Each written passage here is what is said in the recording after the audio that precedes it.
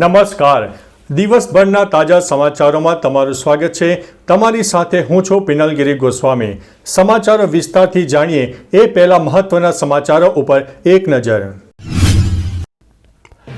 મિત્રો, આજની વિડીયોમાં વાત થશે બેટ દ્વારકામાં ફરી એકવાર ગેરકાયદેસર દબાણો દૂર કરાશે. મુખ્યમંત્રીએ પતંગ ઉપર હાથ અજમાવ્યો. ફ્લાવર શો માટે વેચાણમાં નહીં મુકાયેલી 52 ટિકિટો મળી આવી. અમદાવાદ રિવરફ્રન્ટ પર કાઇટ ફેસ્ટિવલ શરૂ. 11 રાજ્યમાંથી 52 જેટલા પતંગબાજો ભાગ લેશે. ઉત્તરાયણમાં મજા, વાસી ઉત્તરાયણે ડબલ મજા. સૂત્રાપાડા બંદરની 400 કરોડની જેટીમાં ગંભીર ગેરરીતિઓ. રિવરફ્રન્ટ પર આકાશમાં રંગબેરંગી પતંગો છવાઈ. બેટ દ્વારકામાં તમામ ખાનગી વાહનો ઉપર પ્રતિબંધ. કાઇટ ફેસ્ટિવલમાં વિદેશી પતંગબાજો ખુશખુશાલ.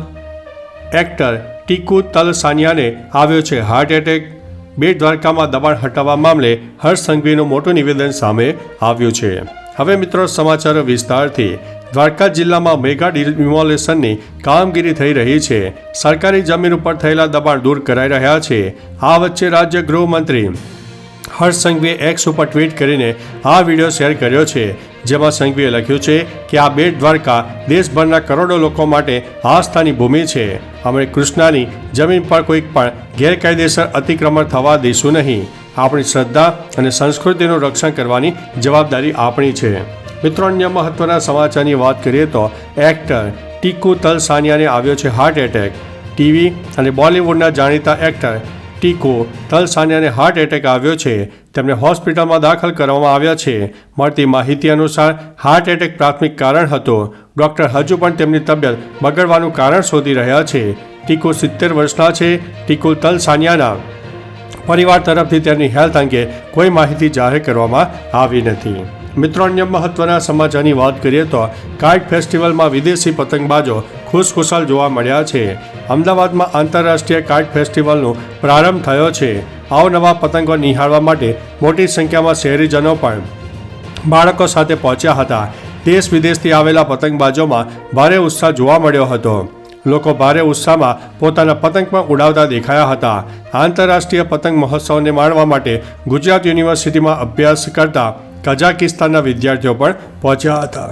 મિત્રો, અન્ય મહત્વના સમાચારની વાત કરીએ તો બેટ દ્વારકામાં તમામ ખાનગી વાહનો પર પ્રતિબંધ. દેવભૂમિ દ્વારકાના ઓખા મંડળ પંથકના યાત્રાધામ સહિતના મહત્વપૂર્ણ જગ્યાઓમાં તંત્ર દ્વારા મેગા ડિમોલેશન હાથ ધરવામાં આવ્યું છે. તંત્ર દ્વારા યાત્રાધામ દ્વારકાના આવડપરા વિસ્તાર, રૂપેણ બંદરના શાંતિનગર વિસ્તાર તેમજ બેટ દ્વારકામાં ગેરકાયદેસર ખડકાયેલા દબાણો દૂર કરવાની કામગીરી ચાલી રહી છે. દ્વારકામાં તમામ ખાનગી વાહનો પર પ્રતિબંધ મૂકવામાં આવ્યો છે. મિત્રો, અન્ય મહત્વના સમાચારની વાત કરીએ તો રિવરફ્રન્ટ પર આકાશમાં રંગબેરંગી પતંગો છવાઈ ગઈ હતી. મુખ્યમંત્રી ભૂપેન્દ્રભાઈ પટેલે દીપ પ્રાગટ્ય અને તિરંગાના કલરના ફુગ્ગા ઉડાવ્યા અને પતંગ મહોત્સવનો પ્રારંભ કરાવ્યો. પતંગ મહોત્સવમાં 47 દેશોમાંથી 143 પતંગબાજો અને ભારતના 11 રાજ્યમાંથી 52 જેટલા પતંગબાજો ભાગ લેશે.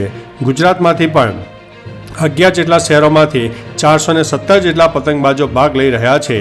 દેશ વિદેશના પતંગબાજો અલગ અલગ પ્રકારના પતંગોને ઉડાવીને પતંગ મહોત્સવની મજા માણશે. મિત્રો, અન્ય મહત્વના સમાચારની વાત કરીએ તો સૂત્રાપાડા બંદરથી 400 કરોડની જેટીમાં ગંભીર ગેરરીતિઓ સામે આવી છે. વેરાવળના સૂત્રાપાડા બંદર પર માછીમાર સમુદાય માટે નિર્માણાધીન 400 કરોડની ફિશ હાર્બર જેટી કામમાં મોટા પાયે ભ્રષ્ટાચારના આરોપો સામે આવ્યા છે. સૂત્રાપાડા તાલુકા પંચાયતના પ્રમુખ અને ભાજપના અગ્રણી ખીમાભાઈ વાજાએ મુખ્યમંત્રી ભૂપેન્દ્રભાઈ પટેલને લેખિત ફરિયાદ કરી છે. નંબર પ્લેટ વગરના વાહનો દ્વારા બેફામ રીતે ઓવરલોડ ડમ્પરો ફેરવવામાં આવી રહ્યા છે, જેમાં રોયલ્ટી ચોરીનો પણ આરોપ છે. મિત્રો, અન્ય મહત્વના સમાચારની વાત કરીએ તો ઉત્તરાયણમાં મજા, વાસી ઉત્તરાયણે ડબલ મજા. અંબાલાલ પટેલે આગામી 14 અને 15 જાન્યુઆરી આગાહી કરી છે. 14મી જાન્યુઆરી એટલે કે ઉત્તરાયણના દિવસે સવારે 7 થી 10 કિલોમીટર પ્રતિ કલાકની ઝડપે પવન ફૂંકાશે. એટલે કે પવનની ગતિ સામાન્ય રહેતા સારી રીતે પતંગ ઉડાવી શકાશે, પરંતુ બપોર થતાં પવનની ગતિ મંદ થઈ શકે છે. બપોરના સમયે પતંગ ઉડાવવા માટે થોડા વધારે ઠુમકા મારવા પડી શકે છે, પરંતુ સાંજના સમયે પવનની ગતિ વધુ સારી રહેતા મજા પણ પડનારી છે. મિત્રો, અન્ય મહત્વના સમાચારની વાત કરીએ તો 11 રાજ્યમાંથી 52 જેટલા પતંગબાજો ભાગ લેશે. આ વર્ષે આંતરરાષ્ટ્રીય પતંગ મહોત્સવમાં 47 દેશોમાંથી 143 પતંગબાજો અને ભારતના 11 રાજ્યમાંથી 52 જેટલા પતંગબાજો ભાગ લઈ રહ્યા છે. ગુજરાતમાંથી પણ 11 જેટલા શહેરોમાંથી 417 જેટલા પતંગબાજો ભાગ લઈ રહ્યા છે. દેશ વિદેશના પતંગબાજો વિશાળ અલગ અલગ પ્રકારના અવનવા પતંગોને આકાશમાં ઉડાવીને પતંગ મહોત્સવની મજા માણશે. મિત્રો, અન્ય મહત્વના સમાચારની વાત કરીએ તો અમદાવાદ રિવરફ્રન્ટ પર કાઇટ ફેસ્ટિવલ શરૂ. અમદાવાદ રિવરફ્રન્ટ પર કાઇટ ફેસ્ટિવલની શરૂઆત કરી છે. મુખ્યમંત્રી ભૂપેન્દ્રભાઈ પટેલ દ્વારા 4 દિવસ ચાલનારા પતંગ મહોત્સવને લોકો માટે ખુલ્લો મૂકવામાં આવ્યો છે.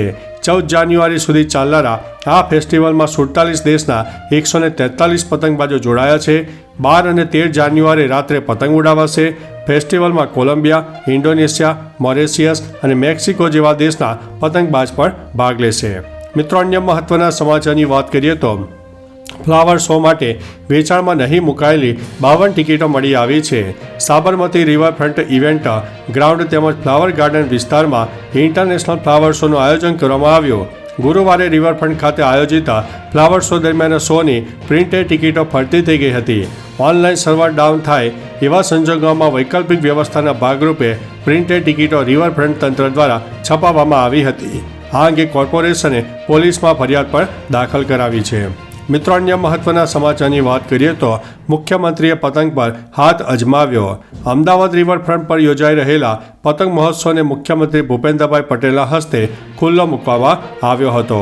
સીએમ ભૂપેન્દ્રભાઈ પટેલે પણ પતંગ ચગાવીને હાથ અજમાવ્યો હતો. અમદાવાદ રિવરફ્રન્ટનો આકાશમાં રંગબેરંગી પતંગોથી છવાયેલું જોવા મળ્યું હતું. અવનવી પતંગો નિહાળવા માટે મોટી સંખ્યામાં શહેરીજનો પણ બાળકો સાથે પહોંચી ગયા હતા. મિત્રો, અન્ય મહત્વના સમાચારની વાત કરીએ તો બેટ દ્વારકામાં ફરીથી એકવાર ગેરકાયદેસર દબાણો દૂર કરવાનું આયોજન.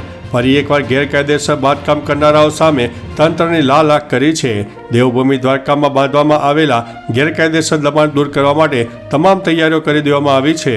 હાલ લગભગ 300 આસામીઓને તંત્ર દ્વારા નોટિસ ફટકારવામાં આવી છે. કરોડોની કિંમતની સરકારી જમીનો પર દબાણ દૂર કરવા તંત્ર સજ્જ હોય છે. વિશાળ પોલીસ કાફલો ડિમોલેશન વખતે તૈનાત રાખવામાં આવનારો છે. તો ચાલો મિત્રો, ફરીથી દેશ અને દુનિયાના સુપરફાસ્ટ સમાચાર લઈને મળતા રહીશો. ત્યાં સુધી અમને રજા આપશો. નમસ્તે.